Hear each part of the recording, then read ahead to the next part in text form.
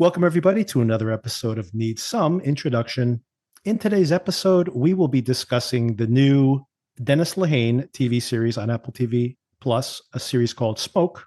Big reunion here for the talent involved here in this show. Very successful with Blackbird last year, 2 years ago, I guess it was now, and coming back with this show, Smoke. The audience, I should say, the critical reaction has been a little mixed on this. And Darren and I actually recorded last week our thoughts about episode 1 and 2. And because of the holidays and because of the coverage of The Bear, which of course is a priority, that's a massive success, global success. And very curious to see if Darren's caught up on that as well. But because of that, we had a couple of episodes around that and finally getting around to discussing Smoke. So I'll insert that conversation that I had with Darren last week into the conversation, and then of course covering all the way up to episode 3, the most current episode, which I've just watched right now after my return from vacation. Before we get to all of that, some other things we've been watching. Darren, one thing that we both watched and have discussed offline a couple of times or via text, which is you saw F1. What'd you think of that? I did, yeah. G'day there, Victor. F1, yeah, I really liked F1. I'm a big F1, I'm not a big F1 fan, but I follow it. I watched it last night. It was the British Grand Prix last night. The Australian Oscar Piastri got a 10-second penalty and ended up second, which I'm a little bit angry about. But there's plenty of penalties in this sport that I don't understand. Yeah, what a thrill seeing F1 the movie in the cinema. F1 trademark the movie. They changed the title to put the TM in there. So just incredible. I mean, let's not beat around the bush. It's a massive advertisement for F1. Mm-hmm. Yes. And for IWC watches and for all the sponsors that they have in this fake team that they've created for Brad Pitt to drive around. Now, yeah, we've chatted a little bit offline about the character of Brad Pitt. Yes. And I'm trying to see it the way that you explained it to me. But yeah, he's pretty thin on the ground. Yes. And I was really wanting more about this character other than he's the best driver that you've you has never got to the top just yet. But in terms of the cinematography, the music by Hans Zimmer, I think, the whole thrill ride that the director Kaczynski creates is so worth seeing in the cinema. And I'm actually probably going to see it again before it disappears. Yeah, I mean, I know I saw your Letterboxd gave it 3 stars. I gave it 4. And I to be totally honest, it was very interesting to have this experience of seeing this movie and also having seen just a week before 28 years later, which is, it's just something about movies, which of course there's something ineffable where it either works for you or it doesn't. So for example, just recently had another conversation about 28 years later and how it did not work for me. And someone saying they had this incredible emotional connection to Jodie Comer's character's journey, which I won't spoil here, of course, but we have a whole conversation about it, and how I just it didn't emotionally hit me. And I assume if you're locked in, it just works. And that's a perfect example. I could nitpick F1. There is some terrible dialogue. There is some ridiculous boilerplate stuff that happens in it. And I think it actually is very smart in the way it's scripted. It's one of those, it does what a good blockbuster for me, I think, does, where you know what's going to happen next, but in a satisfying way, not in a generic way. And I'll actually talk about something that didn't work as well for me just the same week. But I was so locked in that, I couldn't wait. It's like the film is giving me what I want incrementally, exactly. I want a little more about that person's backstory. I want the stakes to change. I want to understand. I'm not a F1 fan in the United States in general, not a lot of F1 fans, but it's I wanted to understand the sport a little better and what's the strategy. And then all of a sudden, me as a dummy who doesn't know anything about the sport, all of a sudden I catch on to what the strategy is. And then the movie does the thing I think it's going to do. And I'm like, oh, that's so fun. Right. So it just is. And it worked for me, in a way that, and obviously it's one of those things that I'm not saying this is some kind of work of genius. It's pretty obvious what it's trying to do. It's just very, very well made. And by the way, this is the same guy who made Top Gun Maverick, and Maverick I think is a better film and has a better script. But so much of what's satisfying about Maverick, I thought it was so smart. In Maverick, it's like they're saying they train for the mission, and they basically make you run the mission 20 times over the course of the film, so that you, as the audience, know exactly what the stakes are. And then, of course, like when the mission goes wrong or goes right towards the end, it's like you're all 100% know it's spoon feeding you basically, and then then twisting a little to the left when you expected it to go to the right. So anyway, it's just generic, but very, very well made. And if the racing sequences in this movie weren't incredible, this movie would be terrible. But it's incredible. Oh, and another thing I wanted to add to that is, and once again, just whether something works for you or not, I've heard, you're not alone, I've heard people be downright critical of Brad Pitt, like he's doing a bad performance. I actually like this performance. I agree that he's not great when he's delivering the dialogue here. The dialogue, is a little rough for everybody, even some of these very talented actors. And he's not the type of person. I mean, I think Brad Pitt in general is not the type of person that you go to because he does great line readings. Whether it is this or whether it is in Once Upon a Time in Hollywood, it's the physicality of his performance. And the closer he goes to being like Steve McQueen, who notoriously would cut as many lines as he could from the dialogue. I don't know if you know this about him, but McQueen would cut all his lines as much as he could from his script. And then if there was something that was expository, he would go to the director and go, have the other character say this. And he's just like, the less he talked, the more iconic he is in a way. And I think that Brad Pitt probably is learning that as he gets older. And I thought like it's a really good star performance for him because he works even though it's kind of silly. I agree completely. But not only that, I mean, he's very authentic. He's in the cars. Yeah. Oh, yeah. When he's driving the cars, I mean, with other Formula One drivers on the track. I mean, it is insane the way that they do so many of these shots that kind of pan from the cars next to him straight to his face. And you can see the pressure on his neck and his head as he's doing these corners, which gives so much authenticity to this film. And it puts you right there. And you really admire the guy for putting him in that kind of dangerous position. You got to be super skilled and you got to be fast to be able to keep those cars on the track. What's your relationship with Brad Pitt in this later course of his life? Yeah, I was thinking about it the other day. We was talking about with some friends about Wolves, and I couldn't get through it, and they couldn't get through it either. So I think the last Brad Pitt movie I was truly into was that Tarantino Once Upon a Time in Hollywood. Terrific. Yeah, and he was incredible in that. And I think he's looking to play that character again. Yes, David Fincher now apparently is just committed to Netflix. He is making this Tarantino script, and Tarantino has agreed upon it. And he's making it with Netflix, with Brad Pitt, and they're going into production very soon on it. Should be a huge hit, by the way, I would assume, by whatever metrics. If Havoc is a massive hit, I think 100 million people watched that movie. This is going to be way bigger than that, let's say. And and another big piece of news is, did you ever watch Mindhunter on Netflix? Yeah, I didn't watch the whole thing, but I watched enough episodes to appreciate it. Yeah, it's really good and so unsatisfying that obviously if you've watched that show, especially if anybody who's seen all of it, there's always every episode basically starts with this moment where we're seeing the BTK killer in the United States and over the course of years, him basically developing his style. And it's a very creepy thing that's happening, that's developing over the course of the entire series. And of course, we never circle around to presumably that they would be eventually investigating BTK. And it is, this, kind of unfinished, even though the show seemed to have really good reviews and a good audience. But anyway, the news, everybody, is that apparently Netflix is negotiating with Fincher to make 3 Mindhunter movies to wrap up the storyline. So I guess he'll be working with Netflix for quite some time.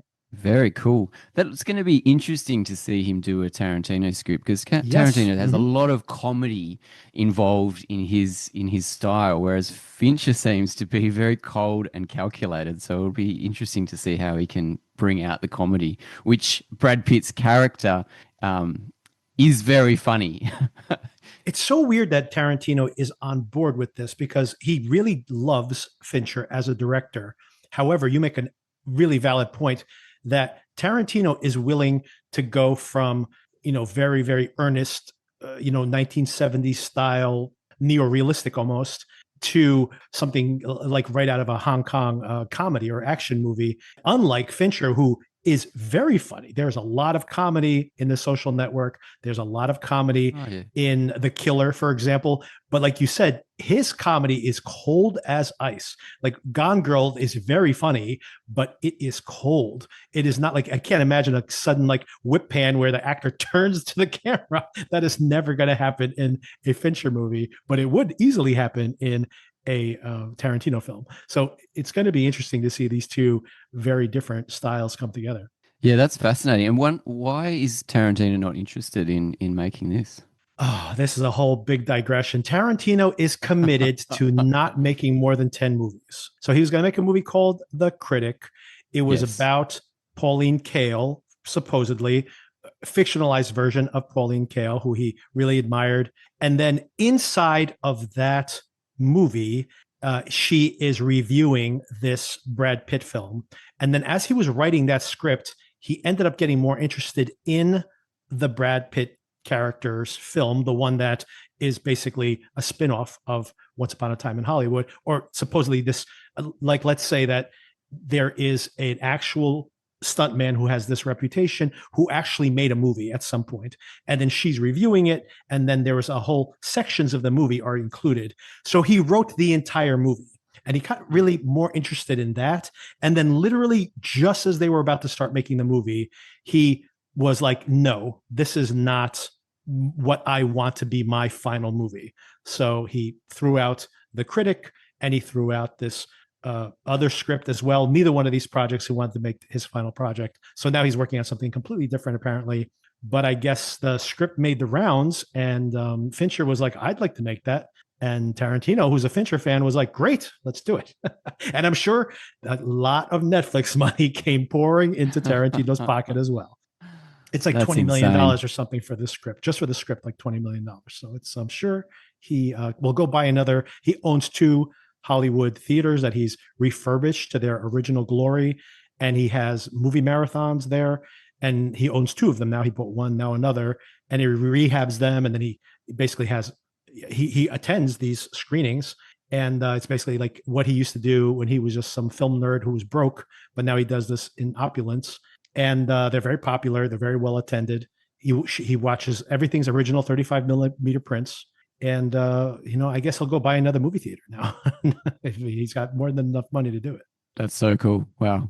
That guy's living the dream, of course. The dream that we all had as film nerds when we were younger. That guy has done it all. Although he should just make more movies, man. Nolan is not like on some clock. It's like, I'll just make 3 every 3 years. Nolan cranks out a movie, and it's always good, by the way. Good at worst, it's good. Sometimes it's great. And you know what? There'll be at least 10 great ones in all of, I'm sure Nolan will make 30 movies by the time he dies. Maybe not, maybe 20. But he's coming up past 10 already. Hey, another person who didn't care about churning out movies and has more than 10 great ones is Scorsese, right? He's like well past 20 movies. Yeah, sure. And he will have at least 10 classics under his belt when everything is said and done. So his fixation, Tarantino's, on ending at 10 movies is kind of ridiculous. But anyway. Okay. Anyway, the insanity of making this F1 film, which was so expensive to make, they shot these scenes. They stole these shots during the actual races over the course of like 2 years. So they would go onto the track in breaks with the actual other drivers. And you think about the risk involved to that. And, so I can't imagine what the insurance was on this, in case you actually crash into a driver and destroy the F1 race. Like what's the liability on that? But all of this was done practically, including, by the way, there's a huge car crash in this film. And I thought it's probably CGI, or there might be like miniatures. It's an actual car that they crashed. And he was talking about how the car actually went off in an angle they didn't expect. And it really, you see how crazy this accident is. It's amazing that anyone would have survived it. There's no driver in the actual car when a stunt occurs.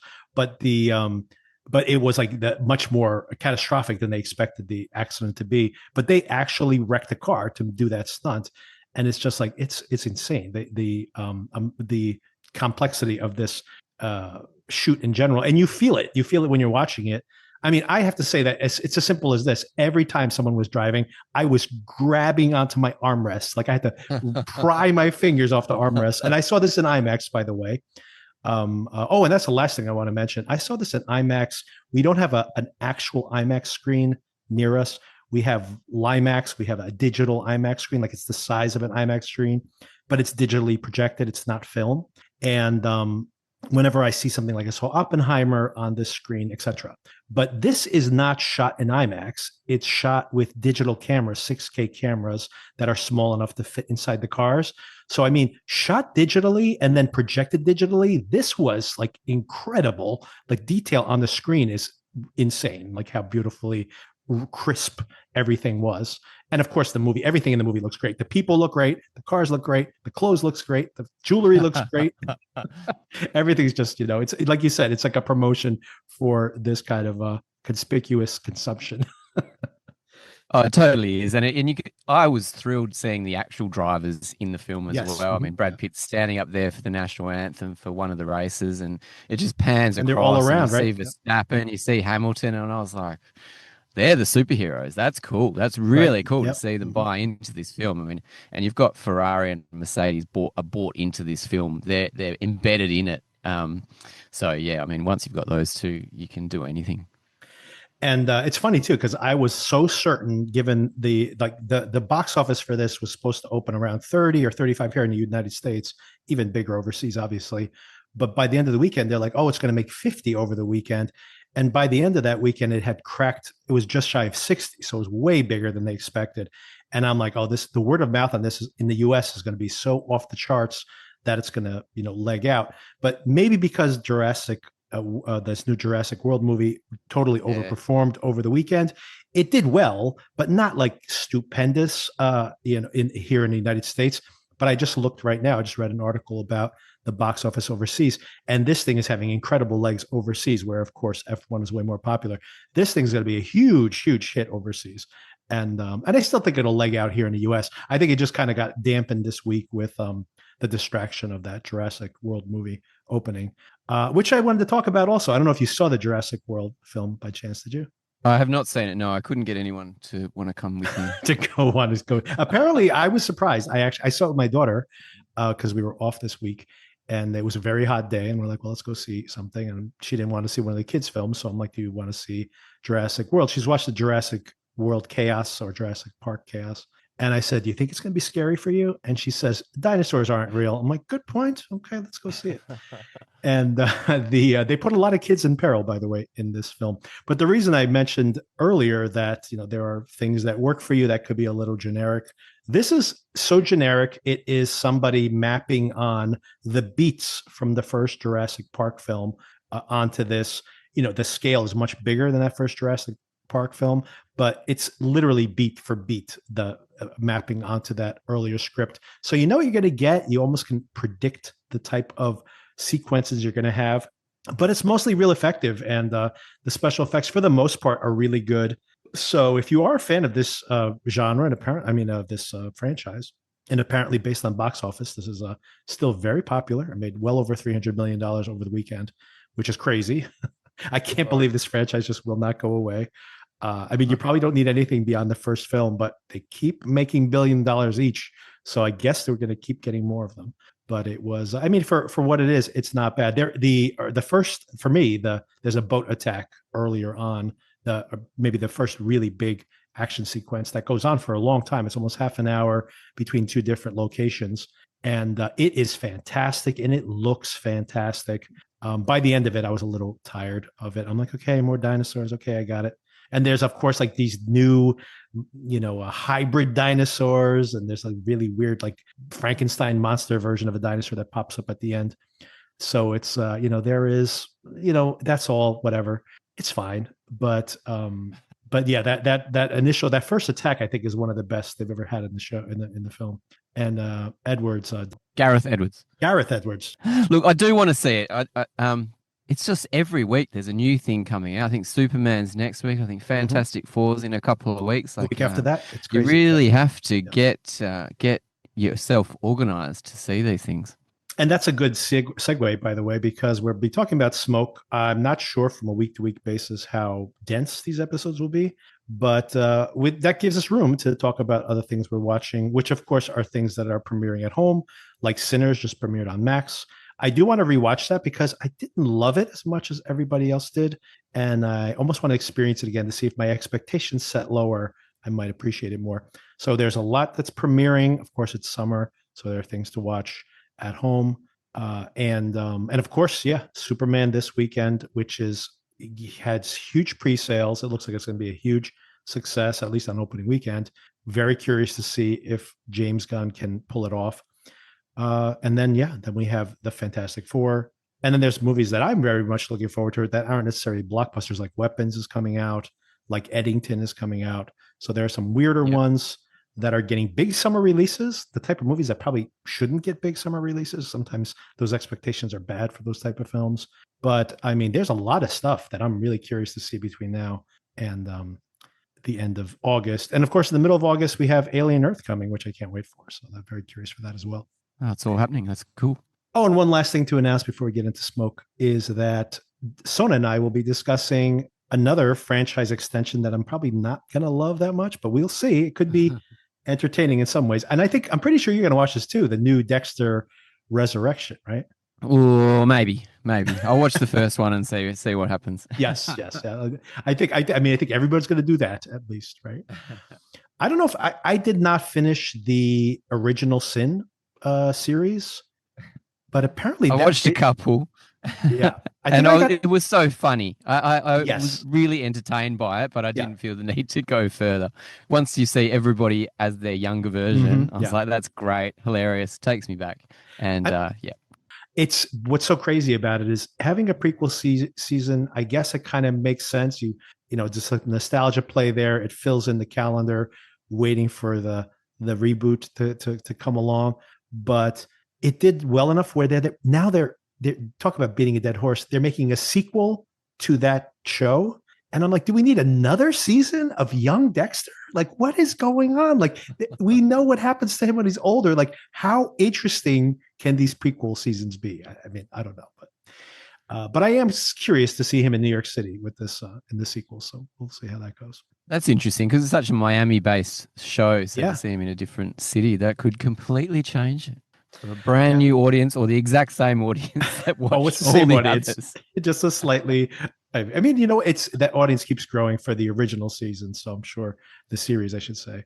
So I'm sure it can continue moving forward. But regardless, they know better than me. They know the ratings, and they know what they need to earn. So I'm sure. Unfortunately, that's kind of a bad thing that with Jurassic Park and with the Superman reboot, it is hard to get anything original made. Everything has to be a reboot or based on some other IP, whether it's one of these like female authors that have taken off during TikTok.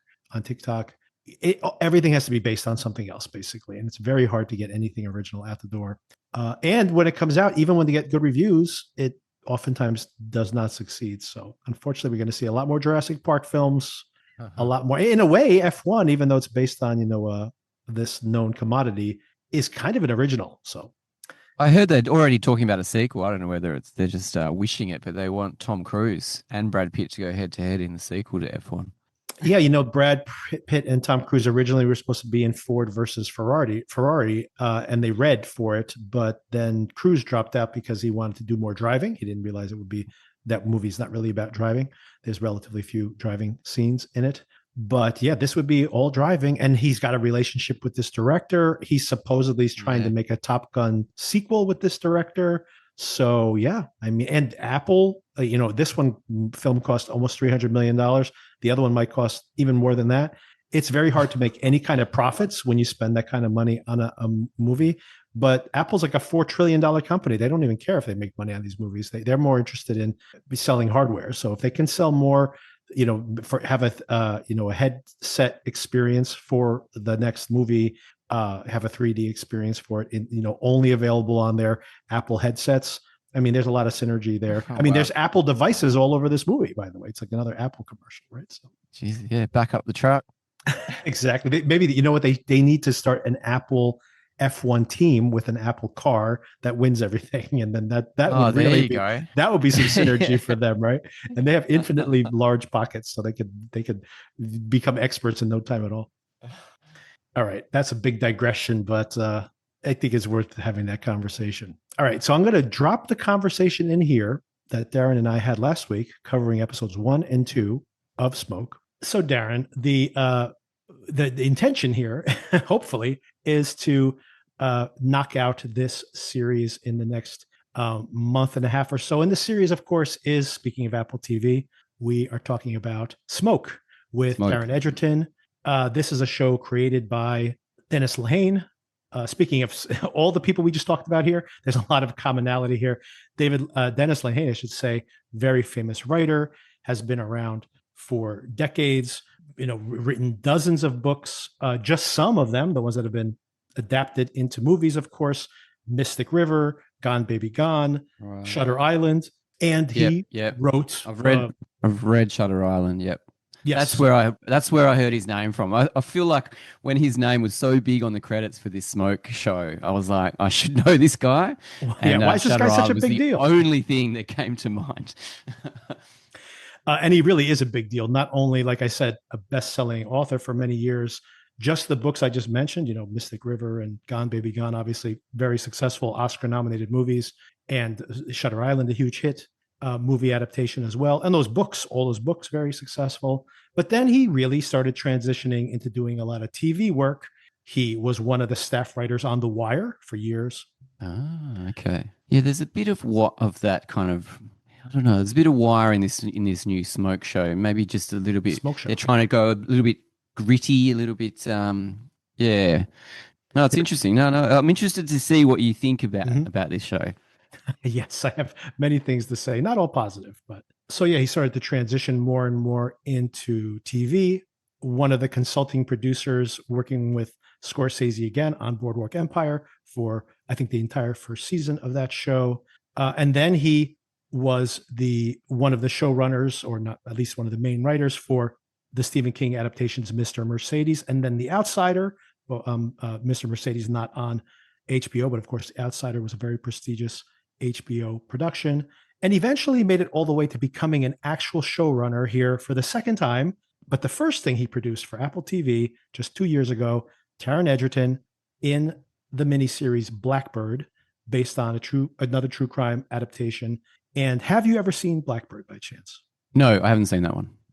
Okay, anyway, this story is very intriguing. It is based on a true story. Taron Egerton plays this very cocky former athlete who gets caught. He's smuggling. He's basically a small-time drug dealer, and they give him an opportunity to basically convert. His father, played by Ray Liotta in one of his final performances, was a former cop, and they give him an opportunity to reduce his sentence if he can go into an insane asylum and stay with to basically befriend Larry Hall, is the character based on a true person, Larry Hall, who was one of these people who was a chronic confessor to crimes and had confessed to having seen this girl who disappeared, and everybody just kind of dismissed this year over year.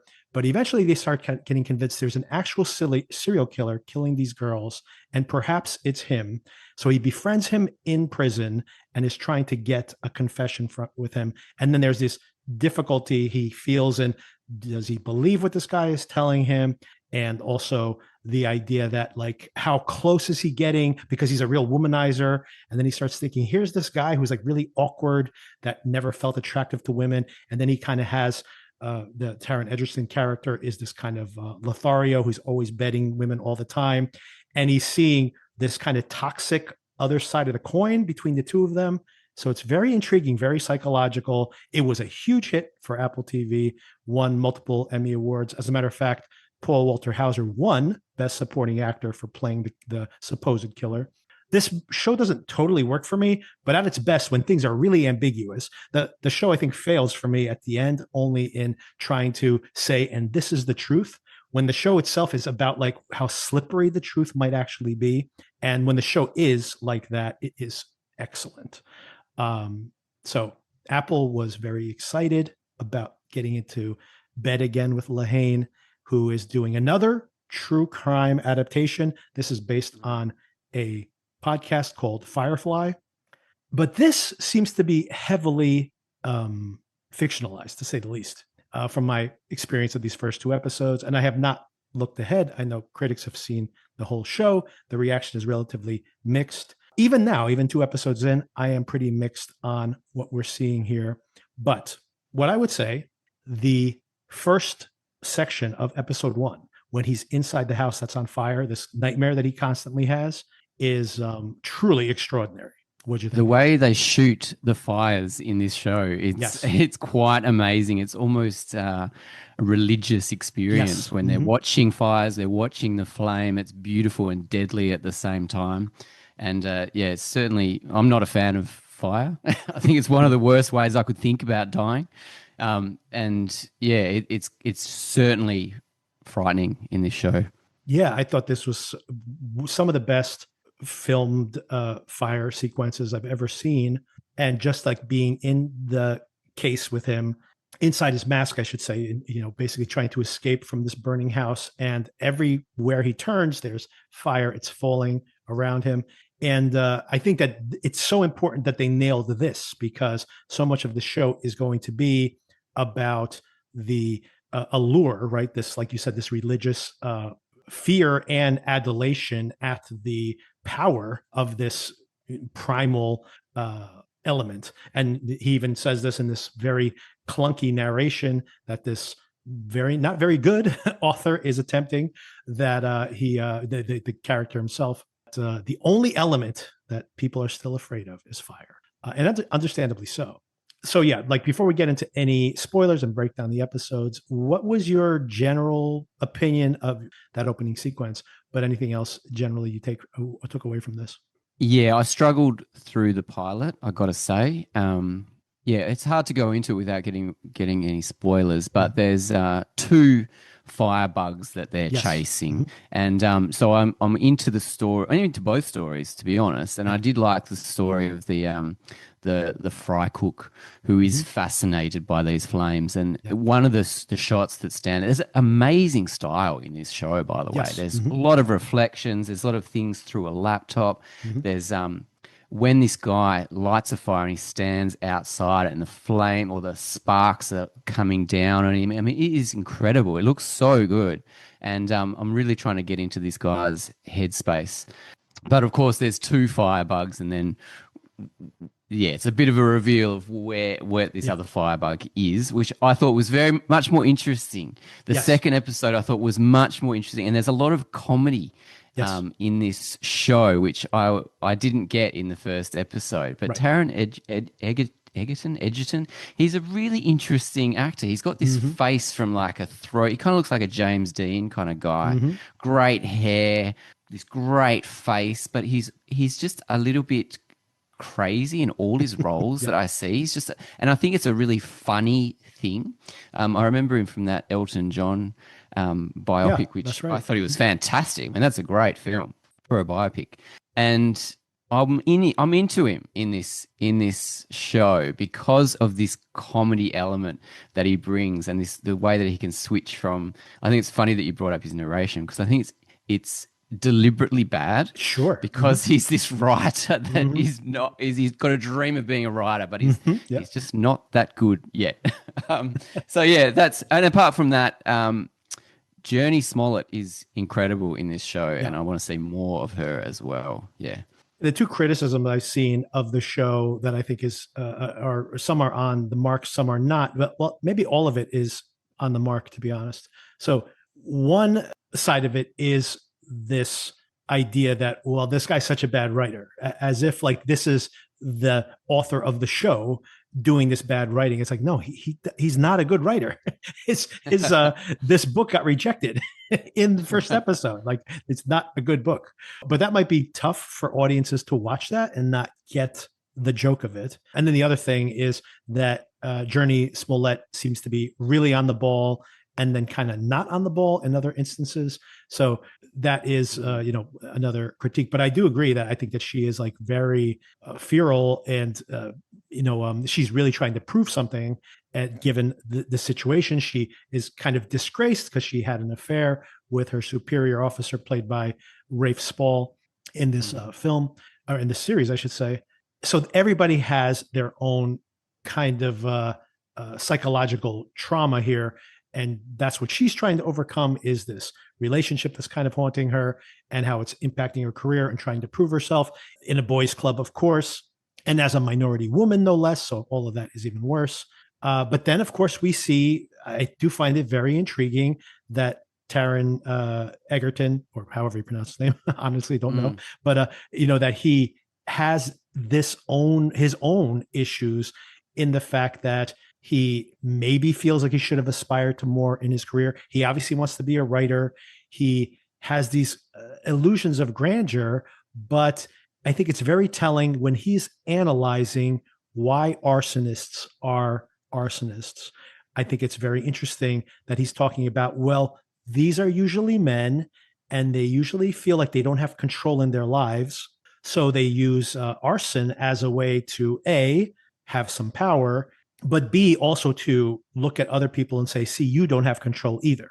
And we see that, both sides of that, with this first arsonist, who's called the D&C, the divide and conquer arsonist, where he'll set a small fire and then a larger fire somewhere else.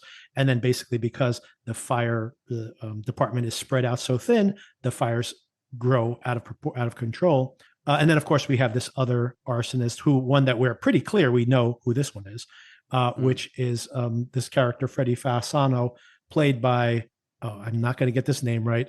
I was going to say. Nater Guma Mabaho Mwine, and who, by the way, is also going to be in the Dexter show. He's a regular on that as well. So we'll see lots of him in the next few weeks. Obviously, when we see his situation, this fry cook working at this restaurant, who he explicitly is exactly the psychological profile that this Dave Gudson, the Taron Egerton character, describes, that he is put upon, doesn't have status, and he is looking at things that he is attracted to, things that he admires, like these families that he wishes he was part of. And the way he unfortunately decides to express that power is by burning their homes down with them inside of it. And there's some shocking results of that as well. I mean, you see the results of people being trapped in fire, and it's quite graphic, and it's quite disgusting. I'm trying to get into the headspace of these people, because I don't know why you would deliberately light fires that would possibly kill people. I think it's crazy. Mm-hmm. So that's an aspect of the show I'm quite interested in. Right. See their fascination with that. And that's part of the reason that sells this show. We'll still save it for just another moment more, but there is a big reveal at the end of episode 2, something that I suspected from the very beginning anyway, that luckily they don't make us wait for that reveal, because Dennis Lehane has said that he did not want this show to be about who did it. He wants to be a show about why they do it. And to your point, I think that is what's fascinating, is understanding the psychology of someone who would commit this act, especially when they know how absolutely devastating the consequences could be. And understanding why that is the case is more interesting than, running down a bunch of suspects from week to week. I was very happy when that reveal came, because I suspected it from the trailer and from all moments of the show are hinting towards it. And so when finally this reveal comes at the end of the second episode, I was all for it, and it was fun. The couple of key points here before we get to that final reveal in episode 2. I did like the thing the show probably does most successfully. I think that the individual segments work well. They just haven't coalesced properly, I think. And for example, I really did like this slow reveal that the Gudson character, who seems to be so on the ball, he's like, he could just be like this quirky guy, loves his job, is also writing this book on the side.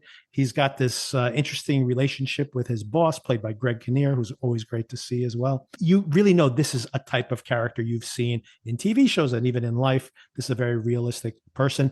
And then little by little, you start seeing that, well, his relationship, that's not his son. He's married into this relationship. The relationship with his wife seems very flirtatious and healthy. And then it starts feeling like, well, maybe he's living in her house and he doesn't really have the control in the relationship that he seems to project early on. So I like how they're like dismantling this persona over the course of this first couple episodes of the show. What's less successful for me is trying to meld those stories with each other. Like you mentioned, the fry cook story is really interesting. This guy who is probably does not want to be doing these things, but is just like so timid and so broken down. It's the one way that he can express some control. It's a horribly tragic thing, of course, that he's killing these people in his own community. But it's interesting. It seems like it's really in two gears at the same time, but I guess maybe the show will gel more over time. Yeah, I must admit I'm struggling with both of those characters' relationships with their female counterparts. Yes. Like the fry cook, I'm not quite believing that this hairdresser is trying to save him, or I'm not sure why she's being she's so attracted nice to him to him or something. Yeah, it's a very when bizarre. he's giving nothing back, he's really closed up. And then also Taron Egerton's I'm not going to say it. Taron's character. Taron, it's called Taron. With his librarian wife, I'm trying to buy that a little bit, but it's very interesting about his because I'm in a blended family as well, so I've got a stepdaughter, and so the relationship between your step kids and your biological, but they're slightly different. You have to think about them a little bit more. I mean, you love them all the same, but he's probably not there yet, and I think it's interesting with him and his librarian wife. Did you pick up when they were going to have sex and he asked her, or she asked him, oh, do you want the pill? Do you want to have the pill? Yeah, which is a fascinating thing to say. He's like, I don't need it tonight. He didn't need it tonight. That's right. Exactly. I thought that was a great bit of writing. So yeah, I'm interested to see their relationship develop a bit more. I hope people don't start using that, starting fires as a, especially because fire season is coming. That it's not a good cure for ED. Everybody, okay, don't start. I got to tell you, the most terrifying aspect of this whole entire show, and it really did scare me, the potato chips thing, right? When I go camping with my daughter or whatever, I'm always like, hey, you want to start a fire? If you have like Doritos or something and one match, that stuff goes up immediately. It's just instant fuel. And very easy to build a fire that way. So when they're like, oh, he just puts like this couple of matches in a cigarette and leaves it in this rack. And I'm just like, oh my God, like I've literally built campfires using a small bag of potato chips. I'm like, I am terrified by this idea. It's like, if someone actually did this, and apparently someone was doing exactly this is, that aspect of the story is actually true. This was happening it wasn't California. It was on the West Coast though. I think it was around Oregon, but anyway, somewhere out there. And this was happening indeed. I just thought to myself, like, oh my God, like one bag of potato chips will like set a log on fire if you prep it properly. I'm like, this is just fuel upon fuel upon fuel. If you have a whole rack of potato chips, I was like immediately in my mind being like, I think every convenience store should start distributing those potato chips all over the store. I'm concerned there's going to be copycats. But it's easy to think that too, because this show does present fire as a very interesting, very like alluring. What's the word? Alluring is the word. Yeah. So if you're that way inclined even a little bit, then it might interest you. Exactly. And we had fires here. We just had a fire season here because we had a very dry winter, and we had fires near in parts of the state. And you could actually see the fire report. You would see like a gap where there's another fire burning over here, and they would have a marker on the map saying like, this is an arson. So when these fires start burning, people go out there and start setting fires, these arsonists. So I'm like, I am legitimately concerned that we are going to start seeing people committing these fire attacks again. Oh, totally. I mean, when it's fire season here, it's summer, it's dry, it hasn't rained for months and months. They're always deliberately lit. That's scary, very scary. I know I'm Portuguese, like I mentioned, and we had massive fires there a few years back. Same thing there. It was half the fires or more were set by arsonists. Yeah, crazy. Yeah, but I guess there is an appeal to it, and I do think that that works here in the episode as well. That it kind of conveying that visually. So I did like the way they represented that. Although I do have my concerns. Hopefully, they'll make these figures so pathetic that it'll paint them in a very negative light. They are starting to portray them as, yeah, similar to that, like that, where you're not actually aspiring to be these characters, are you? So in episode 1, I very much liked the character dynamics. It was too long, I thought, but in general, I was pretty happy with episode 1. Then episode 2 rolls around, and I start to scratch my head a little bit. And some things I liked here. I very much liked the visual representation again of that fry cook character. Seeing the fire burning, it is so bizarre. Like the whole idea that this hairdresser is, first of all, like you mentioned, it's such a weird interaction where she comes in and she's very flirtatious, but it seems like she might be mocking him. But then when she actually cuts his hair, she's actually very tender with him. So I'm like, are we supposed to believe that she's looking at this fry cook, this middle-aged fry cook, and attracted to him or something? This is a preposterous set of interactions there for sure. But yeah, so despite that, I'm bumping against that, but I do like the character in general and the psychology that's expressed there within. And I like the investigation as they're slowly closing in. Michelle Calderon, which is the Journey Smollett's character. Yeah, clue that's earlier in the episode. She has seen in one of the videos that the limp is a fake limp. This character, the DNC arsonist, is always walking with very pronounced limp, but sometimes on the videos he seems to let it slip. So she's noticed this. And meanwhile, they have started to suspect that maybe it may be another firefighter, and they're looking at their work records to see, well, which firefighters would be available on the days that the fires were set. They kind of hone in on this one guy who's a real jerk, who seems to be absent a lot. And when she goes and investigates him, tails him one day, and ends up where he has like basically built an underground bunker, and this is why he's constantly out of work, stocked to the teeth with probably a lot of illegal arms. And when she suspects that she has come upon something more nefarious, she shoots him in both legs. that whole part when she like perfectly shoots him in both thighs was another silly sequence here. She comes up with a story to cover her butt, and no one really buys it, but this guy seems to be like a real jerk that no one seems to mind taking the fall. But of course, nothing indicates that he is the arsonist. And then after an especially tense interaction between this family with when Dave gets back home, it turns out the final reveal that to get a little more control over his, what should I say, his home life. Yeah, after having this kind of blow to his ego of being humiliated by his wife and this stepson. And of course, that, his kind of idyllic, I can have sex when I want, even though I might need a pill to do so, is suddenly going to be interrupted with this teenager being in the house all the time. It turns out, of course, not a surprise to almost anybody, that he indeed is the DNC killer, or I should say arsonist. Yeah, we don't know that he's killed yet, and I don't think they would go that far just yet. But he is setting these potato chip fires.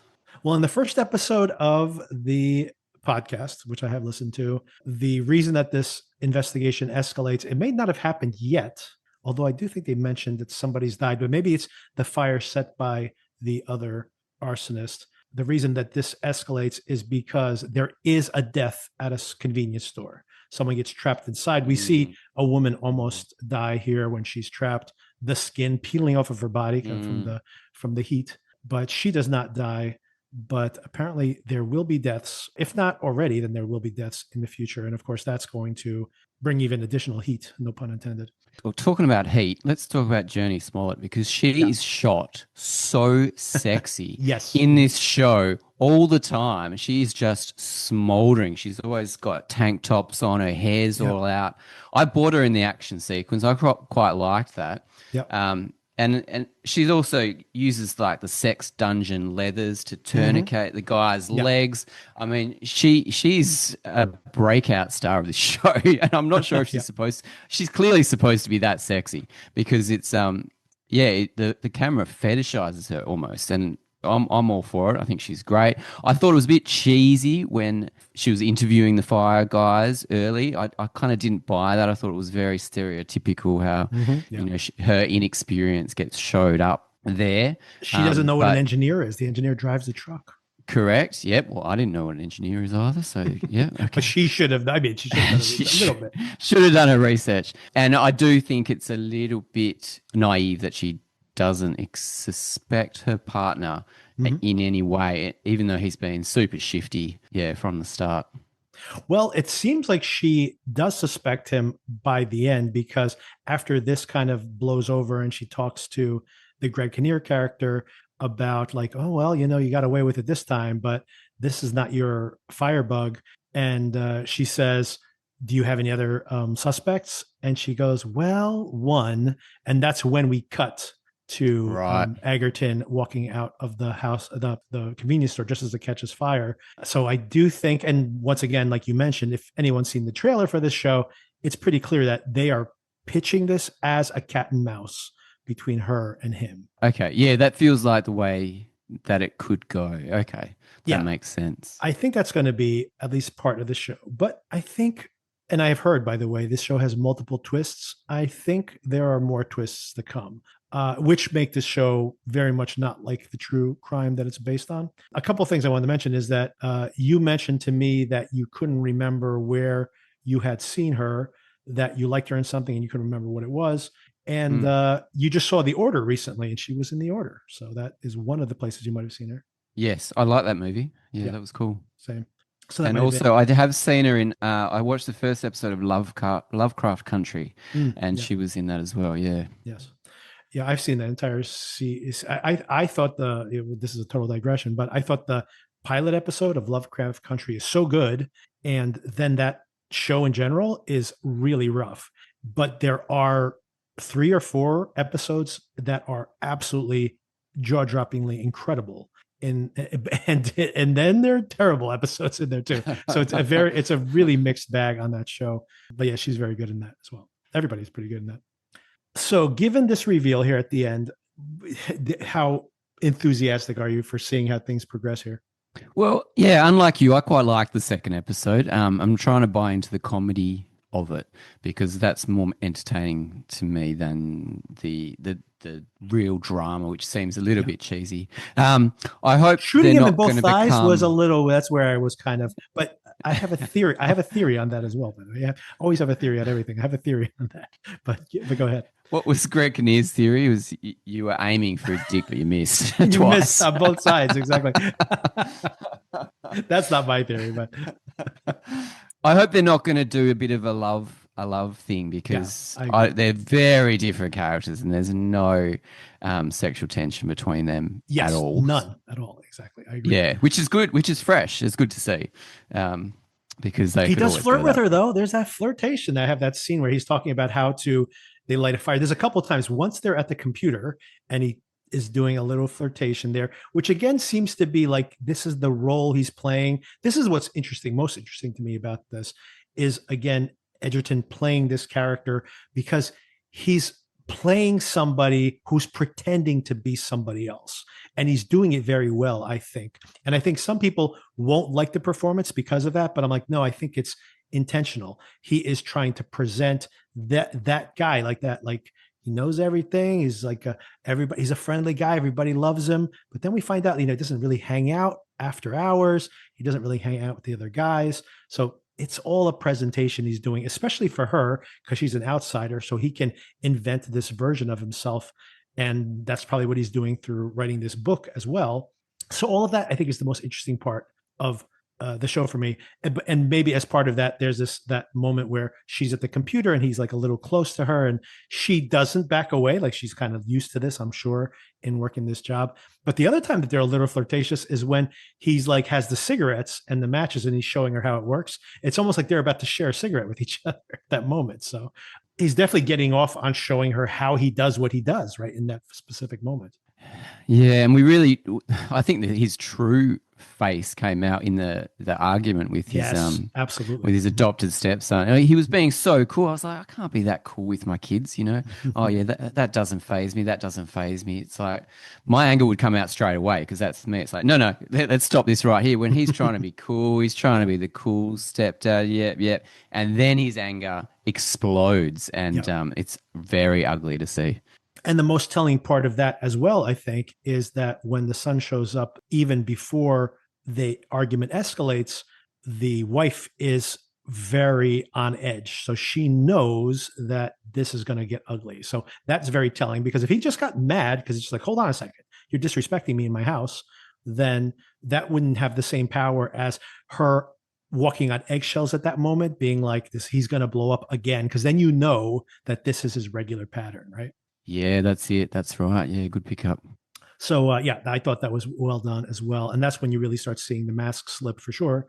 And of course, fully by the end. So I'm intrigued, although the show isn't perfectly gelling all these different elements yet, but I am curious. All right, I'll drop my theory here. And Let's anybody go. who doesn't like getting spoiled, because I do think this might be a spoiler. So anybody who doesn't like being spoiled, you can skip out. What I would say to you, Darren, if you don't mind being spoiled, I'm about to spoil this potentially, because this is all speculation on my part. But look, you got to be wrong one of these days. I could be wrong about this one for sure. I could definitely be wrong about this one. But there's some weirdness in the construction of this story. And I do wonder, is this the novel that we're reading being presented to us?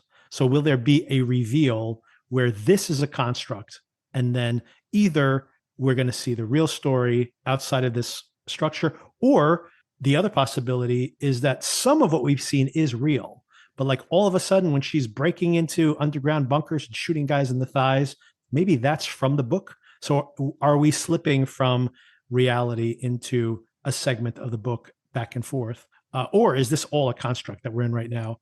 And then we'll find out. Would that be more satisfying for you? Let's say we find out that this is all the book we've been reading.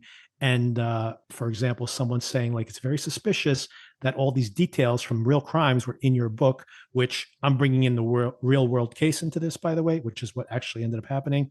Somebody was caught years later because they wrote a book that had all these details in it. So is it possible we're seeing the book and that's why the plot's a little awkward? Would that be satisfying for you, or would that be frustrating for you as a viewer? I don't think it would be either, but it is very interesting to. I'm just trying to work that out in my head. Is he writing about Journey's character at the moment? I don't think he's really introduced her as a character in his book, or these people that he's writing about. We haven't really been given much of his writing so far. So, my theory is stretch. Well, that's where it's maybe it could be frustrating.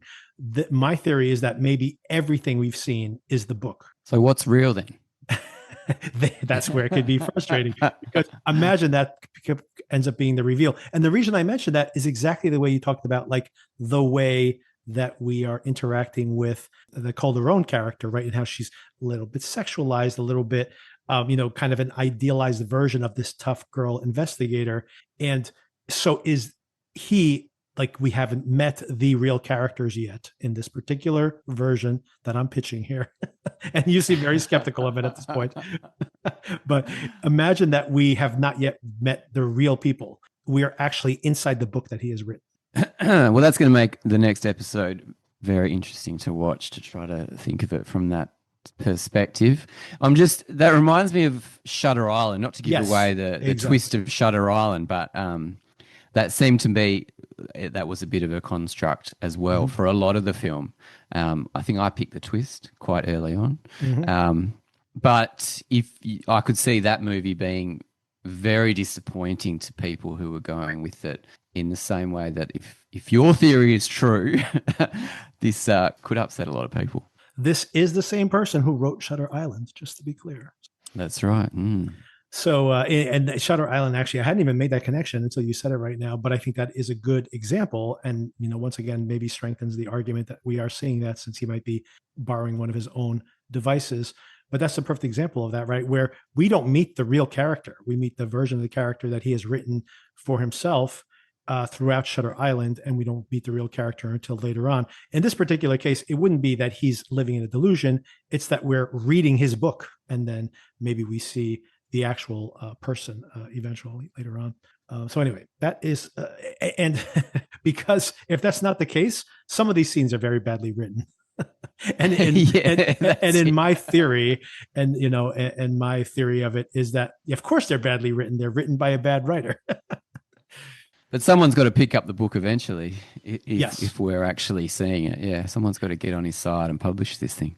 Well, yeah, I mean, in my imagination, if this is correct, I would imagine that at some point we're going to find out that we are reading the book and that there is an investigation. And I assume that the Egerton character would play himself in the actual author, and this version of him inside the book would be the same person. I mean, why else would you make the show with that actor if not the case? And then maybe Calderon did investigate him at some point or something like that, or somebody he actually knows in the real world. But then we would see these real world counterpoints to the versions of the characters we've seen previously. Maybe it's a stretch. Very interesting. Maybe it's a stretch. But I mean, that bunker was pretty well set up. I mean, the giant gun, the armory, and then the sex dungeon. So I mean, preposterous. Yeah, especially. I mean, that's when I started to suspect this. By the way, that he has like a fully operational sex dungeon too in his prepper basement. What? And all these guns that no one noticed, even though he works in this, at the in this fire department on the West Coast, by the way, where all those states are liberal states, like the gun laws are pretty tough there. And she shoots him perfectly in the thighs, both thighs. I was just like, what? Did I just walk into like a weird 80s action movie? Like, what's happening? And then when I thought about how disjointed that was and how kind of out of tone it was, I'm like, it's exactly what he would write. So I don't know. It remains to be seen if I'm right or not. You seem more skeptical of this theory than you have some of my other ones. It's just, it's mind blowing. I did not go there at all. But yeah, like I say, the next episode's going to be really cool to watch it with that in mind. If my theory turns out to be the case, they better not drag this out until like episode 7 and then pull the rug. People will be like screaming about this. So they got to reveal that pretty early on, right? So hopefully within the next episode or so. All right. And Darren, what'd you think of episode 3? I like this episode. I think I like this one the best. I think audiences are kind of turning away from the show, to be honest. But I really did like this third episode. What'd you think? Very interesting. I like this show. I've been looking at reviews, not reading them, but I see all the reviews are mixed and they've seen all the episodes, but I'm right into this show. I really like it. And I think the character of Calderon, Journey Smollett, she's so good. Yeah. I think she's doing so much with the character that I'm fully into this show, but I am looking at it through a lens of what you introduced as this guy is writing the show. So very interesting, and I think there is a few hints to that in this episode too. Yeah, curious. I'm curious to hear you say that because I, of course, am looking for the show through that lens, and I think I might still be right in that aspects of the show are written. There are projections of what's being written, but maybe I'm wrong that most of what we're seeing is as a construct. And then I did start thinking, especially after our conversation last week, that would maybe be really irritating to the audience if you did that. But I couldn't help but think, by the way, they bring it up again, the name of this town, it's like fictionalized town. The fact that this is like a fictionalized town with like these nondescript license plates, that's the type of thing you would put into a fictionalized story, right? Like if you were a cop and you were writing a story, you probably wouldn't want to write it in your own backyard because there could be some liability with using people's names or even someone that seemed like the person you're talking about. So the fact it's like kind of like in a nondescript state, in a town with a fake name, maybe this whole thing is written. I mean, of course it is written, but I'm saying maybe it's written within the context of the show itself. by the character. There was that scene where he was on his laptop and he started to write something and he Yeah. couldn't get it out, and it was a bit cheesy, and then he finally worked out what sentence he wanted to write, and then the show took off again. Yeah. I also So like the fact that he's, yeah. yeah, I just wanted to interject there just to say that I also like that idea that it seems to have helped him solve his, which I think is a really clever aspect of the show, that his creative aspect of writing the story is helping him solve the crime potentially as well, which I thought was clever. It is clever, yeah, and I'm liking him as a character as well, even though he's a bit duplicitous. He plays the character with such a comedic bent that it's Yes. so fun to watch him. Yeah. That's what's interesting about him. I have a weird relationship with him in general, the actor, because he always seems to be kind of smirking in his performance. And I think sometimes that works. Like in Kingsman, I'm not even a huge fan of Kingsman, but I think his performance is fun there because he obviously is this overly cocky guy. And then when he kind of goes, whoop, like I'm in over my head, and that understanding that he's done that is fun. He was much younger, of course, playing a different type of character there. But that smirk sometimes rubs me the wrong way because I don't know if he's intentional. And I mean, at this point, I've come around to the fact that he definitely is aware of it. He's using it intentionally with his roles. But I did sometimes bump up against that because I'm like, does he know he's doing that? But here, I think I'm pretty certain that in this particular performance, he's definitely using that, as part of his disguise in a way, right? Totally. Yeah, for sure. Okay, the first thing I wanted to mention to you, we didn't discuss this at all in our first 2 episode recap, but each one of these episodes kicks off with the definition of a word. So episode 1 starts off with creativity, and I found the definition interesting, where it says bringing something to existence from imagination and skill, or imaginative skill, I should say. And I thought that was really interesting because, of course, we cut from that directly to the fire. And I'm like, yeah, so you're bringing something to existence from your imagination. And of course, that's writing a book, but that's also creating the fire in a way too, right? So I thought that was an interesting parallel that I think they're intentionally trying to draw, that maybe he's a thwarted creative person and this is a form of creation for him. That makes a lot of sense. Yeah, I did notice those titles, and I've been trying to think about how to bring them in to the themes of the shows. But yeah, that's a really good point. Another thing that we haven't talked about is the original theme song for the show. Oh yes, I definitely Tom wanted to York. talk about this. Yes, right. I found that very funny because I think we discussed on the podcast, right, where we were talking about, was it maybe this that we're talking about Tom York was doing the soundtrack for this, and you were like, well, as long as it's not one of those like Eraser type songs. And I'm like, I think we have an outtake from Eraser in this very show. I mean, his voice is just so iconic and it's immediately recognizable. And I just like that it's an original track. I like that they're not buying a track from somewhere else. And he's written it specifically for the show, I think, which is really cool. So we'll have to dig into the lyrics a little bit more to see how they relate to the themes. Yeah, I haven't actually broken it down. I'm a huge fan of Radiohead, which is listening to Radiohead on the drive home right now. And so a huge fan, and even a fan of most of his solo work. I mean, I don't know if you saw the Suspiria remake. Have you seen the Suspiria remake? Oh, yeah, I have seen that. That's an interesting film. It is interesting. I do like it, even though it's tough for sure. But I think there's an interesting read on it. But I love his score for that movie. I think is really good. I've listened to it off, just on its own, and so I've liked some of the soundtrack work he's done. And have you ever seen Anima on Netflix by chance? I have not. No. I recommend that. You should check it out. He has an EP called Anima, and the entire EP is visualized as a short film, like 25 minutes long, directed by P.T. Anderson. So it's really good. You should check it out. I think you'd like that. In a different mode, like there's kind of dance beats and stuff in there. It starts moody, but then it introduces these other elements which repeat. It's good stuff. This one is not working fully for me, mostly because there's this very dark tone that I'm not sure the show has paid off yet, but I mean, I could be wrong.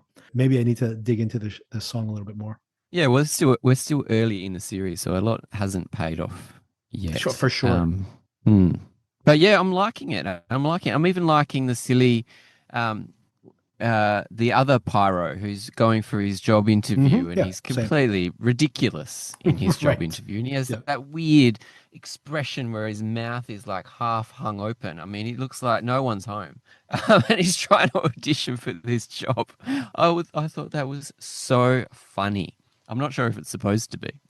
You know what's strange about him, and that I have known people like that, not people like that in my friend group or whatever, but I've been in whatever circumstances where I'm at a fast food restaurant, stopping in some part of the state I'm not familiar with, and pull in. And you're interacting with people like this, and you're like, you can't get a read. Like, is this person on the spectrum? Are they like unhoused? Like, I can't quite get a read on this type of person. So this is a very specific type of person, which definitely exists. And you really don't think about like, what is the day to day for this person? So I do kind of find it fascinating to spend time with them. And to your point, it is hard to get a read on this because it could be completely artificial, but the actor is really committed to this performance. So it's it's very interesting to watch, and really can't get a read on what the show is trying to do with this character. But it would be funny if this all turns out to be a construct, like part of this artificial story, and that the actor's so committed to the performance that it's like maybe it's detrimental in what it's trying to achieve potentially. But then I guess if it was like really over the top and comedic, it would be maybe too much of a giveaway, or that it's just bad writing. I do wonder whether there is a trick in this series, and I'm not sure when the trick is going to pay off. It reminds me something of was it Westworld, where there was this Yeah. whole construct, there was a trick, Yeah. and you just realized something was happening and you couldn't get it. And I think for that series, I had to jump online and work it out because I just couldn't watch it and be satisfied each week to week without knowing what was going on. So I'm not sure how long they're going to drag this out, if indeed there is a trick to this series, but I feel like the writer has got something going on. Yeah, I'm pretty certain that even if the twist I anticipate is wrong, that I think there is going to be some kind of twist. I am curious. I'm curious to see how it all plays out. Yeah, that's good. So how many episodes are we going for with this one? It's 9, which I think is a little long. Oh, okay. So All right. yeah, that's my concern too. I think I could be wrong about this also, but I think Blackbird was like 7 episodes, which I think was like the right length for that show, and maybe the right length for a show like this as well. So maybe split down the middle. It could be truth versus fiction, but still, I still think maybe 3 episodes on either side, 7 rather than 4 episodes on either side of 9. 9's a long season. That's all I just got to say. That's all I'll say. It is a long season, yeah, especially with not too many characters to focus on. Exactly. Even though I'm going to say again, Journey Smollett, she's doing such a good job. I'm really enamored with her character and with her performance, and the way that she's really on the outer with her own family, with the situation that she was in as a child, and if the flashbacks are true of what we're saying, I mean, it's just ghastly the way that she was locked in this cupboard. Insane. Insane. And the way that she's on the outer with the rest of her family is cool, because she's on the outer with the investigation. She's on the outer with her partner, even though she doesn't really know it yet. I really want to see her again and again and again in these coming up episodes, just to see what happens. Also, Greg Kinnear is so good. He's just so funny, and he's just so cool. Doesn't get much action, but what with the scenes that he has, he just nails. I'm liking this show. Yeah, I am too. Say? Same here. I'm amazed, by the way, getting Kinnear here, because I think I completely agree. He's so good. And obviously, he's been a lead for many films and still gets lead work even now. and has done terrific performances in feature work, smaller films, even though he's not as big a star as he was. But to get him here to be every time he's in, he steals every scene he's in, but he's barely in the show. It's like, what a like egoless thing to do as a big name, you know? So it's, but you know what? I could be wrong about all of this. If we get a rug pull, is he a more important character if there's another investigation later in this season, right? So let's wait and see what that all plays out. Let's wait and see. Yep. Okay. We're going to have patience with this show, and that's cool. We might have to have too much patience, but we'll see. We'll see.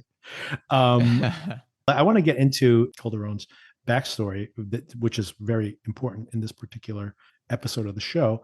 But a couple of things I wanted to touch back on the words we get in each episode. So episode 2 was inspiration. I'm not sure how that ties into that other than inspiration for writing the book, for starting the fires. But episode 3 actually is what I was trying to say. Episode 3 is denial. So how do you think denial ties into this particular episode of the show? Is it tied into Calderon's character where she or her family might be in denial, right? Yeah, about the mother, who's an old lady now and possibly deserves to come out of jail according to the family, whereas Calderon is vehemently opposed to that. There's this is where I'm thinking that maybe this is not what actually happened. So there might be facts here, but they're being used for a fictionalized story. When she walks in, and maybe we'll work from the back of the episode forward, but when she walks in to testify to keep her mom in jail, and of course later on her brother being like, you're being unreasonable, not letting her out, which kind of makes sense because she's older, whatever. But the thing that doesn't ring true at all here, and maybe is the one scene that made me feel like, well, maybe I am right about my theory, was the whole situation where she goes in there to say, don't let my mom out. The priest who's on the panel says, well, what would you need her to do? And he's like, well, an apology would be a good starting point. And he goes, well, she wasn't in her right mind. She thought she was saving your soul. So what would she apologize for? Who would say that to this girl whose mother tried to burn her inside of a closet? Like, what the hell's going on? This is the worst priest ever. That was really strange because also she's in a dress, which we've never seen her in a dress in any other scene, in any other of the episodes. And the way she walks into that room and goes and sits down immediately, in the right? Witness chair immediately. It was really odd. Yeah, you're right. That's what made me think that it is almost like the show is telling us something. Remember early on where he is writing, he walks in and he gets a jug of milk. First, he has the guy just walk out of the store. And then the lady's like, wait a second, you're stealing that milk. He's like, oh, I guess he has to pay for the milk. And then that might leave a clue, right? Because he had to pay for it. He couldn't steal it, which would be even more suspicious. Anyway, then strange milk, which of course titled the episode, by the way. And then now it has to go into a bag. Aha, it has to be in a bag. Then the bag is, and it turns out to be a black bag, which is a big clue here. Because the black bag, because right, those white bags are pretty clear, right? You could see through them that we'd still see some pretty strange milk if it was a white bag. So that was an interesting detail that he uncovered from the creative process. But at the same time, I just think about that. He just walks out of in the first draft, he just walks out with the jug in his hand. And exactly like you said, that whole sequence at the end, if there's no one else here to testify, I guess we're going to wrap things up. And then she walks straight in. Sits in the chair. No one tells her to take a seat. No one introduces her when she walks in the room. She just walks in, sits down, and starts giving her testimony. That is the most bizarre thing I've ever seen. Maybe that is indeed just one of these badly written scenes that from his fictional account. That's so funny. Isn't that so clever? If that is what's happening here. If it's not, it's just bad writing.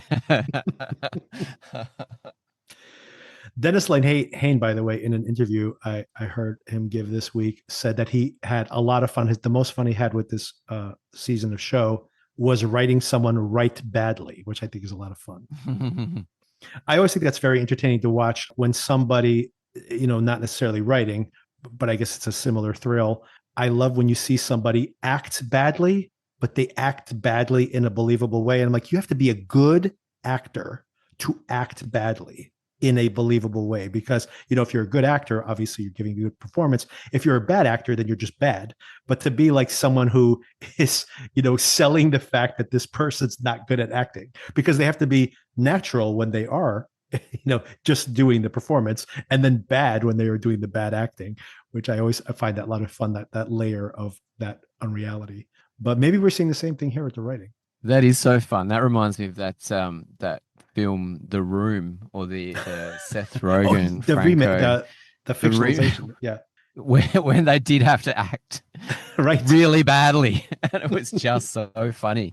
They just went for it. It must be fun to write if you are a known writer and everybody knows that you're so good at writing and that all your sentences are crafted amazingly, and you get the chance to write really bad sentences. That's so fun.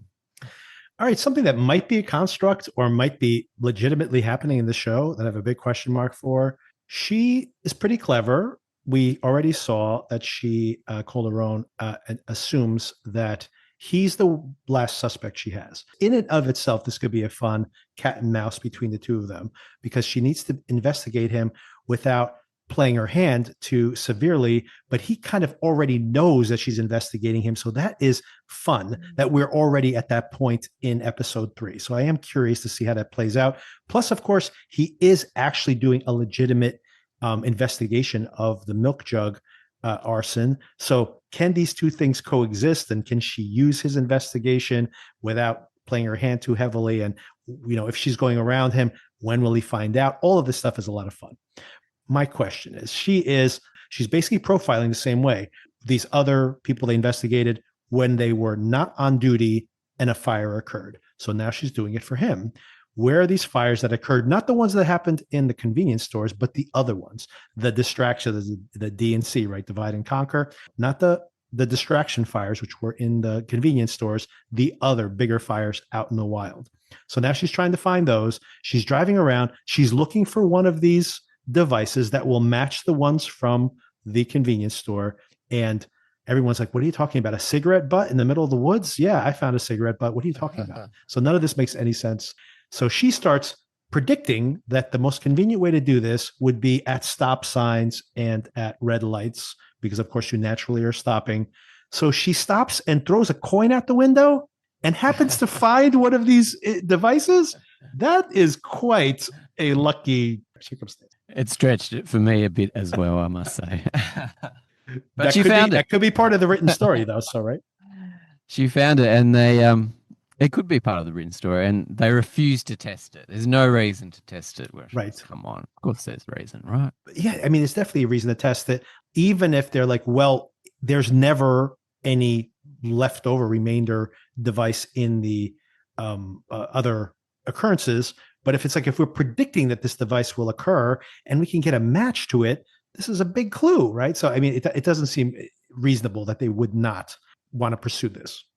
Or I guess they would pursue it if she now has to go and hook up with her ex-boss again, who what do you think about? We didn't really talk about that, the Rafe Spall situation. So she is disgraced for having an affair with her previous commander, even though they had a really ugly breakup, by the way. And he was even threatening to her that now he's like, hey, let's hook up again. I'll run those fingerprints if you hook up with me again. I mean, this guy, that seems like a bad, after considering the way they left things earlier, I'm not sure I would want to be alone with him. It's very strange, isn't it? That actor always plays a nice guy. So it's very jarring seeing him as an evil kind of character. Wasn't he the bad guy in Jurassic World? Which one? The second of the Jurassic Worlds. Anyway, I think he presents as a nice guy. That's kind of his, presents as a nice guy. So. And how devastating when he says, I just left my wife for you. Yeah, I know. Like, whoa, how's the pressure? It's like, I didn't ask you to do that. He's like, she's like, that's not what I was hoping for. Wow. I thought he was her partner, but okay, so he was her ex-boss, or still kind of her boss, but she's on loan to the Fireys. And he is kind of helping her as well, isn't he? There's that amazing shot of them in the. By the way, the cinematography and the shots beautiful, in this series are incredible. There's that shot when they're in the alley and there's a graffiti of an eye Mhm. on the wall, and it's reflected in the puddle next to them. I mean, it's just amazing. It's Yeah. just beautiful. Yeah, so I really enjoyed that aspect of the show as well. Well, yeah, I mean, it goes back to that incredible, like utterly incredible. I can't, I mean, it's a weird thing to say, but I can't wait until we have another extended fire sequence because the that first sequence when he's inside the fire, that kind of event that maybe made him fall in love with the arson in the first place is so potent that is and terrifying as well. And they just we I guess we didn't talk about it in so much detail, but I love the detail that he sees a firefighter come to rescue him and he runs towards him, and it's actually a reflection of himself inside the fire. So it's like, he's actually going deeper into the house. What an incredible visual in that first episode of the show. But yeah, the cinematography, even beyond that, is still spectacular. But I can only imagine we're going to get another really impressive fire sequence later on. Yeah, it really is. And I mean, hopefully there's not too many copycats that come out of this. I mean, there's a few I'm different worried, right? fires, and we see a nice BMW convertible Oh, yes. Yeah. go up in flames, which is somewhat satisfying for people that are not massive fans of BMWs. I love that the setup of that scene is so hilarious, by the way, because she is washing her car with the soft top down. I'm like, I'm not washing my convertible with the top down. Like, what are you talking about? She must be very exact with that water placement, the hose placement, because come on.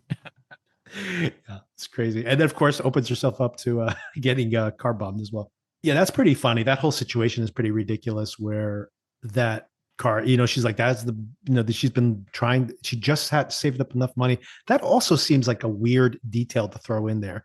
I always wanted this car, saved up for 10 years, and now this happens.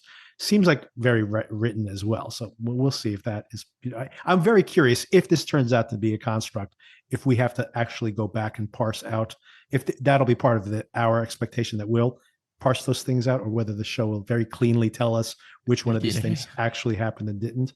I think it's going to have a very clear delineation if that is the case, because once again, that could be frustrating if I spend all my time trying to figure out what things happened and which ones were part of the story. When they have reveals like that, you want them to show you step by step how they created that trick for you in your mind, and then you can unravel it as the show shows you, and you're like, oh, of course. Oh, right. This show's so smart, amazing. Why couldn't I get that?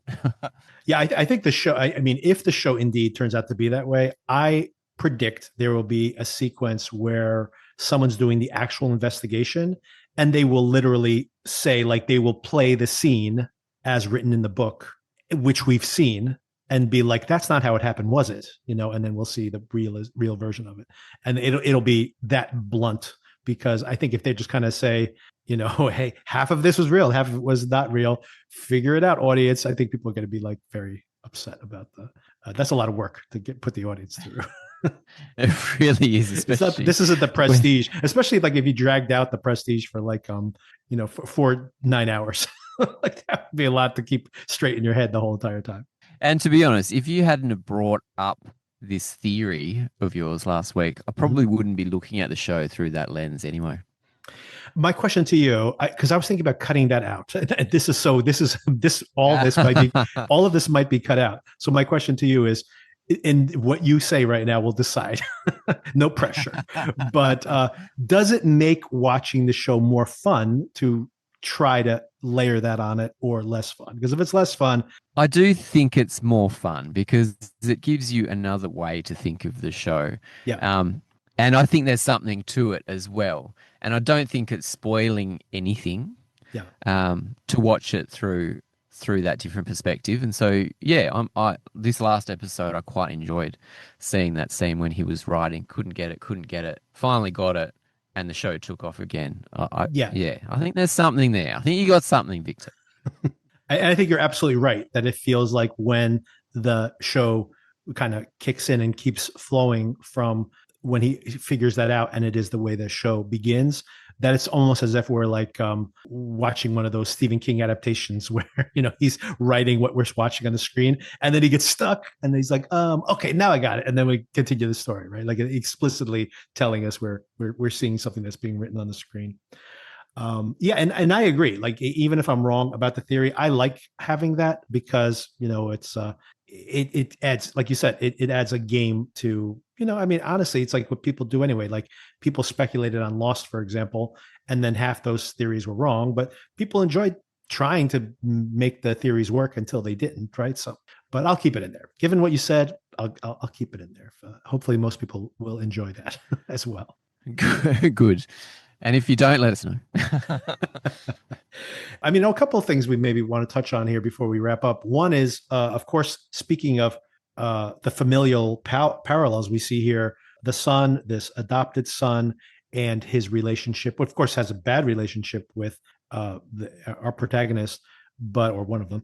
And then, but also, we see him now with the dad who kind of triggered that ugly response last week. The fact that he is leaving town and he won't be living with him anymore. And turns out he has a pretty bad relationship with that son as well. So, I mean, a lot of these shows, not too surprisingly, have to do with these bad relationships between fathers and sons. But what do you think the show's telling us in showing this other side of this relationship, this son relationship with his biological dad? Yeah, that's a very good point. I almost forgot about that until you mentioned it. I'm not sure if we'd even seen that dad before. Yeah, I think it's the first time we see him. Mm-hmm. Yeah, so it really slipped my mind, that scene. It's fine, but you're right. I'm not quite sure. I mean, the kid now maybe is going to become more of a part of the show because he's going to become more of a family unit with his mum and this stepdad, because they are married. I think he said they were married. Right. Obviously, I think maybe the son just becomes more of a part of the show. The dad is obviously going to disappear because he's going to do his tenure somewhere else. Right. But yeah, he's very interesting to introduce him, and then who knows what's going to happen. I think that was important because obviously we could just have this, leave it as it was last week, where there's this tension. The son's now living with them full time, so they can't really have the newlywed lifestyle they have with this teenager in the house. And they could have left it at that. But obviously to include this scene this week where we see the fact that he has this falling out with his biological father as well. So he is kind of maybe looking for, despite the ugly interaction last week, looking for more of a father figure. So I think that there's going to be more there, because why else include that scene basically, right? To try to drive that point home. And if he wants some power in the situation, if his stepdad is a fire investigator, maybe he starts lighting fires too. That is what I was thinking. That would be interesting if there was actually, like, he starts to become an arsonist himself, or if he starts seeing signs that the kid has the tendency there as well. The other thing, some paralleling here that I thought was interesting is, of course, we have the father dynamic with this son, and of course, we have the flashback and just the family dynamic, this broken family dynamic. Very broken when you look at Calderon's family, how the remainder of the family, they seem to want her to go to the birthday party and things like that. So it doesn't seem like they're cutting her out. She's obviously babysitting the niece, which is actually very sweet to see her in that mode. So that's all interesting to see her in this different family dynamic. But of course, it's a really toxic family dynamic when it comes to the fact that the family is completely divided on whether the mom should come out of prison or not. And yeah, I mean, when she's that old, I mean, what kind of risk can she actually pose? You would argue, but I think it's the fact primarily that she's never apologized for this, which is insane, really, when you think about it. And by the way, the one last thing I want to bring up in that before, one more detail, which is we also see in the flashback at the very, very end of this episode that she is handcuffed inside of this closet. There's a horrible thing, obviously, that's happened to her when she was young. She flashes back to this during the blowing out of the birthday candles. Like, there's that stark cut from the birthday candles to the burning bed is like really shocking. When she gets released, she exits and then she gets blood spatter on her face. So something else happened in that room that we don't even know about yet. Very interesting. I did not notice the blood splatter, so thanks for that. She's not only out of the closet, but she actually gets blood spatter. So I think you hear a gunshot as well. So because did the mom shoot somebody, or did the mom attempt suicide? I'm not sure. Well, there was a detail that people did die Yeah. And I just assumed it was from the From fire that she fire. lit. Other people died, but maybe there is more to it. Yeah. But just going back to that birthday party, I mean, how many Yeah. birthday parties have you been to where there's all these issues swirling with the parents or Yes. with friends, but you have to come together and sing happy birthday to the Yeah, innocent exactly. child? Mhm. I love that when that's represented in movies and TV shows, by the way, when you see everybody's like bickering and bickering and nitpicking, and it could be like a political argument like that's going on. And then all of a sudden everybody's like, happy birthday. Yeah. Like Gotta sing snap now, to gotta sing. all things stop. All the infighting stops immediately. Happy birthday. And then you kind of say your goodbyes after the cake gets cut, I guess. Once you've had the cake, you can leave. Or unless you're her brother here who drunkenly it's just like really not generous to him at all, to her I should say. He's just you got to cut. I mean, that's not the way to approach things, especially when the mom is an addict and you come at her when you're all drunk. Yeah, I don't think that's the right approach. Drinking straight from the tequila bottle. Families like parents and kids. The kids get the parents' problems, of course. Absolutely, unfortunately for them. We try to get a little bit better each generation though, right? We really do. Yeah, I do. The other thing I wanted to touch base on here, which is interesting that they're also developing here. Another reason I kind of like this episode is this continuing development of seeing Calderon. In a way, they're showing her as another side of the coin to Gudson, Dave Gudson. They kind of show her as another side of the coin to Gudson. They're both bending the rules. They're both tenacious investigators, and she wants any reason to prove herself right and to do achieve what she's trying to achieve. In a way, his is like this twisted version of that, right? As well.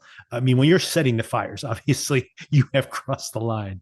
But when you think about her last week, make it look like she was shooting in self-defense when she really had no reason to be there other than wanting to prove that guy who she didn't like was the arsonist. There's some parallel being drawn here, that these two characters are not that dissimilar. Although, as far as we know, she's never crossed the line like that before. Yes, well, that's all the cat and mouse game, isn't it? And they are. I mean, you could say that she did cross the line and making up that whole story, just to get her man, and then he's on the other side of the line. He's lighting this fire. Are we led to suspect that he lit the BMW convertible fire as well, even though he went off without a limp? Yeah, I'm pretty sure that is him. Yeah, we should actually spend a moment on that as well. Yeah, I'm pretty sure that that's him there as well. He's doing this. I forget where it is, during a conversation or whether it's during his writing process, where he's saying that the DNC arsonist needs a new modus operandi, basically. And he even throws it at her, going like, "Oh, it doesn't fit the profile." And she's like, "Well, other things, aspects of it do." But it seems like he is intentionally in other words, it doesn't even seem like he wants to cover up the fact that this is DNC. I think he wants to change the profile a bit, just to shake things up in a way. It's like, it really feels like he's playing a game with her at this point. It really does. Like in the last episode, we saw he had to light the fire because of his Right. family troubles. Right. Whereas this time, it seems like he just wants to keep the game going with her and to pull her in different directions. Yeah. And at this point, obviously, if not for nothing, but I mean, if he's going to go to another convenience store and set another fire, and he wants to keep setting these fires, which I assume he does, not only does he want to change up the profile to see if she can, track that this is the same arsonist shifting their profile. I think part of that is the game, but the other part of it is, I mean, convenience stores have cameras, and if everyone's looking for this guy, it's not too long before someone's gonna catch him on camera in the parking lot and get his license plate or get his face. So he can only get lucky so long, especially when everybody's looking for someone who looks like him and limps and whatever else, right? Especially the limp. Think about the limp. Like if the limp, he's trying to sell the limp as a real thing, then he's going to have to limp every time. I mean, any guy in a brown jacket walking into my convenience store with I'm not letting him in. Like that guy doesn't get in here. Do you see that guy with the brown jacket limping? He doesn't get in here. That's it. Lock him out. But yeah, so I think he also knows that it's just a matter of time before he'll get caught, or minimally that everyone's going to start be able to identify him pretty quickly. So some of this is just practical as well as him trying to play this game with her. And of course, can he? I mean, this is all part of his ego trip, right? Can he continue to set these fires when everyone's literally looking for him, right? Especially if she suspects him. If he kind of thinks, I think she suspects me and I can keep doing this, what a power trip that would be, right? Exactly. Yes, that's why he's doing it, for power and control. For sure. All right. So next week, we will probably only spend a little bit of time on the next episode, but we will continue to talk about Smoke, because next week, primarily, I think we're going to be talking about MurderBot, which is wrapping up. Yeah, I'm up to date with MurderBot. I can't say that I think about it a lot Right. after watching it, even though it is a very enjoyable show. Yeah, we'll have to gather my thoughts for the next conversation about it. I think it really depends on how they land the finale. So I'm very curious to see, and I guess we'll decide there. And of course, almost certainly we'll be having a conversation about Superman. Does Amazon do these early screeners in Australia by chance? I do get a couple of little emails from them about this type of thing. Yeah. Amazon is doing early IMAX screenings for Superman, I think tomorrow. When I was up in with my wife's family, I actually went to the Amazon link and I looked at the IMAX screen. There might be other window locations, but the IMAX screen, the one I told you about, where I saw the F1 movie, they have 10 seats available. It is the front row of the IMAX theater. I'm like, I don't know if I want to sit all the way in the front row, but maybe I'll just have to see it with everybody else. But if I can see one of these early screenings and get an actual decent seat, I might try to see it early. But yeah, I'm pretty certain to try to watch it by the end of the weekend, and maybe we can discuss that as well if you get a chance to see it. If not, I mean, between MurderBot and Smoke, I think we'll have plenty to talk about. Oh, and maybe even talking about the first episode of Dexter. So that's pretty cram packed. I just don't know if I can find people to go to the cinema with me all the time. I mean, I want to watch these things. I'm very interested. I mean, James Gunn's Superman, it could go either way. So, Sure.